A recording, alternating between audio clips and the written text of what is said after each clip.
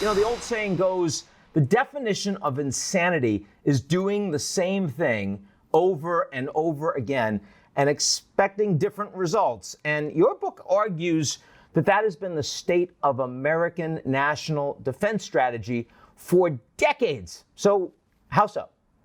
Well, bingo. And your point is that we keep doing the same things and thinking things will change. And my point is that we have not had a national security strategy since the Cold War ended. That would be 4 presidents ago, and 2 Democrats and 2 Republicans.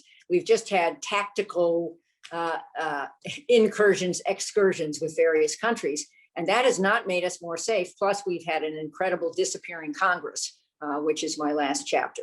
And now we have a president with foreign policy chops, and we have an A team on the case, and we're improving dramatically. I mean, to the extent that there has been a national security strategy since 9/11, I guess you would argue it has been by default the war on terror, right? Because everything is sort of through that lens. Every priority has been through that lens until the start of the pivot to Asia, yeah?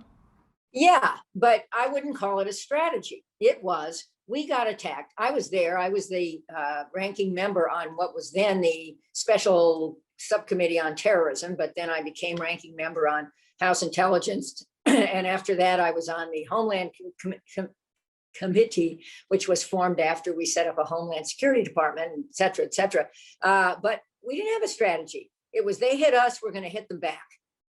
We hit them back in Afghanistan. There was an actual authorization to use military force. That's what Congress is supposed to do. And we carried out the mission. With a large coalition. Yeah. Yeah, we stayed. And then what? And look at Afghanistan now. You can debate, and I'm sure you're going to ask me whether we should be leaving our military mission, not leaving, or not. But is Afghanistan more safe because we went there? Well, we didn't go in to make Afghanistan more safe, Jane, to be fair.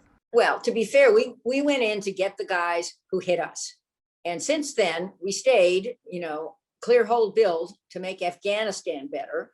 And we got some of the guys who hit us, but now there are a bunch of other guys who want to hit us who were not in Afghanistan and didn't attack us on 9/11. And we have been involved in 40 military missions in 19 countries without any serious overview or oversight by Congress, because Congress has not stepped up until maybe last week to seriously take action to revise these tattered AUMFs that were passed, 1 against Afghanistan and 2 against Iraq. These are the authorization for use of military force, which you voted for back in 2001 after the attack, and just kind of goes on and on and on, and in large part because Congress has no intention of taking responsibility for anything else, right? Well, until last week.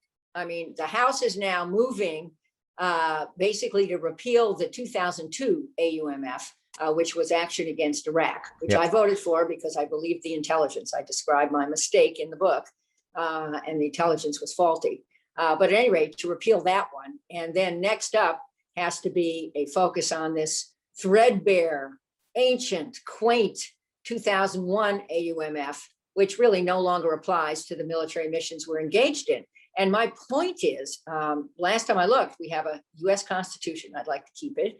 It has 3 articles. 1 is Congress, which passes the laws. 2 is the executive branch, which carries out the laws, not makes the laws. And 3 is the federal judiciary.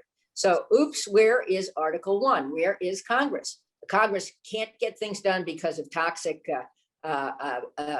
partisanship. But the other reason it can't get anything done is members don't want to own the consequences. Right. And that is chicken. So, broader question, since we're talking about national defense strategy for the U.S. Overall, do you think that our country today is safer than it was on September 10th, 2001? Yes and no.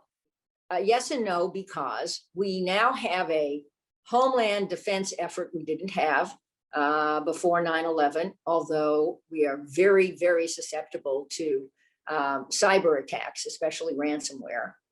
We have some defenses against that finally, but I'm just saying we are safer against physical attack, airlines blowing up. That we're safer against that. We're not safer against domestic terrorism. And a very thoughtful strategy was just released by the Biden administration on that. And it is quite separate from our connection to foreign terrorism. A lot of these domestic attacks are not connected to cells operating in Afghanistan or pick a place. So there's that. But so mixed on that record. In terms of internationally, again, I think that the dangers of nuclear war are present, but subsiding. We can talk about that. Again, I think our big threat at the moment, the perfect weapon, according to David Sanger of the New York Times, is cyber. So we have that, which wasn't there. So, and we have a broken Congress, and we have a lot to repair in the world, but we have a president who's set to do that. And I think he does have a foreign and national security strategy. First guy in 5 presidents.